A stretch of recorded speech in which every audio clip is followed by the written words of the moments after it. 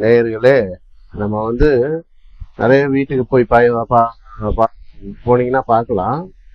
அவங்க என்ன பண்ணுவாங்க, கண்ணாடி கொஞ்சம் பெருசா இருக்கும். அது ஒரு ஓரமா பாத்தீங்கன்னா வீரலூட் இருக்கும்.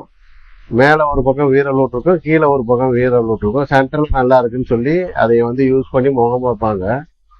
அப்படி எந்த சூழ்நிலையில உடைஞ்ச கண்ணாடியை வச்சு நம்ம எந்த சூழ்நிலையிலையும் முகம் பார்க்க கூடாதுங்க. அது தோஷம்.